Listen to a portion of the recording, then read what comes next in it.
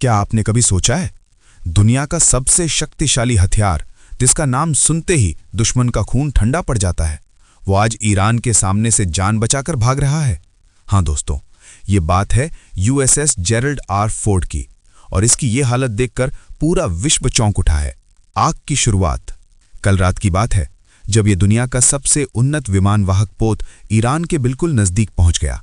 तभी अचानक उसके अंदर भड़क उठी आग। सोशल मीडिया पर तूफान आ गया। लोग चिल्लाने लगे, ईरान ने मिसाइल मार दी, कैरियर को मिसाइल लगी है, अमेरिका अब हार मान लेगा।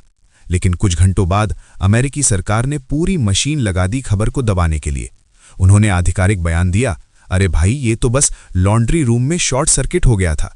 9 सैनिकों की वर्दियां धोने वाली जगह में आग लगी थी, कोई मिसाइल नहीं लगी, सब ठीक है। और फिर इस सुपर हथियार को युद्ध के मैदान से पीछे हटा लिया गया, जैसे कोई डर के मारे भाग रहा हो। लेकिन ये कहानी यहीं खत्म नहीं होती। ये तो बस पहला अध्याय था। दूसरा कैरियर भी पीछे। याद करो, युद्ध शुरू होने के पहले ही दिन यूएसएस अब्राहम लिंकन पर भी ईरान ने मिसाइल दागी थी। अमेरिका ने खुद स्वीकार किया था, मिसाइल से बच गए हम। लेकिन अगले दिन क्या खबर आई? अब्राहम लिंकन को अब युद्ध से हटाया जा रहा है। इसमें कई जगह गंभीर समस्याएं आ रही हैं। आपातकालीन सर्विसिंग की जरूरत है। अब समझिए दोस्तों, एक अकेला सुपर कैरियर कितना खतरनाक होता है।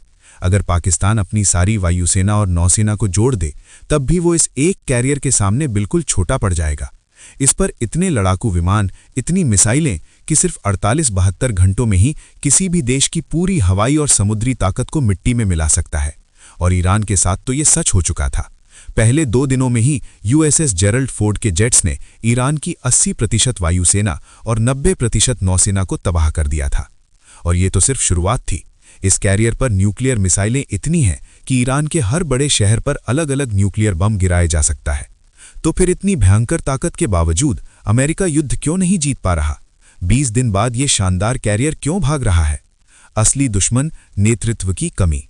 असली वजह है इच्छा शक्ति का पूरी तरह न होना और बुरा नेतृत्व। युद्ध शुरू होने के बाद से अमेरिकी सैनिकों में अजीब अजीब खबरें आ रही हैं।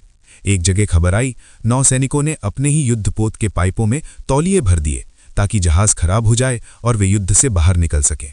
कई जगह जानबूझकर छोटी मोटी आग लगा दी गई। क्यों? क्योंकि न कोई राजनेता चाहता था ये युद्ध, न व्यापारी, न खुद सैनिकों के अंदर के लोग। 2 दिन पहले ही अमेरिका के सबसे बड़े काउंटर टेररिज्म प्रमुख ने इस्तीफा दे दिया और कहा, ईरान से हमें कोई वास्तविक खतरा नहीं था। हम ये युद्ध क्यों लड़ रहे हैं? पूरी दुनिया को खतरे में क्यों डाल रहे हैं? अमेरिकी कमांडर रोज कह रहे हैं, इस लड़ाई से कुछ हासिल नहीं होगा, उल्टा हम मध्य पूर्व को हमेशा के लिए खो देंगे। अरब देश भविष्य में हमें अपने यहाँ आधार नहीं बनाने देंगे।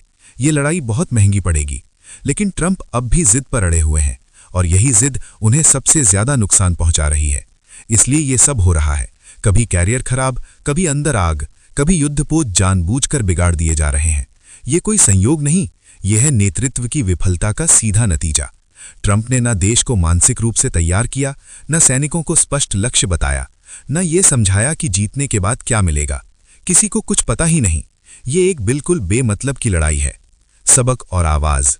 जब सेना को यकीन ही न हो कि लड़ने के बाद क्या हासिल होगा, तो उनकी हिम्मत, उनकी इच्छा शक्ति सब मर जाती है। ये वही कहानी है जो वियतनाम में हुई थी, अफगानिस्तान में हुई थी, और अब ईरान में दोहराई जा रही है। दोस्तों, ट्रंप इसकी बहुत भारी कीमत चुकाने वाले हैं। अब आप ही बताओ, क्या यह सिर्फ अमेरिका की हार है या हम सब के लिए एक बड़ा सबक? जब दिल से लड़ने की इच्छा न हो तो सबसे बड़ा हथियार भी बेकार पड़ जाता है। अगर ये सच्चाई दिल को छू गई तो अभी के अभी लाइक कर दो, अपने सारे दोस्तों के साथ शेयर कर दो। और अगर ऐसी ही कच्ची सच्चाई आप तक हर रोज पहुंचनी चाहिए तो इंडिया अनफिल्टर्ड को सब्सक्राइब कर लो, बेल आइकॉन दबा दो ताकि हर नई वीडियो तुरंत आप तक पहुंचे। कमेंट बॉक्स में जरूर लिखना, क्या ट्रंप ये युद्ध हार जाएंगे? मिलते हैं अगली वीडियो में। तब तक के लिए सत्यमेव जयते। जय हिंद।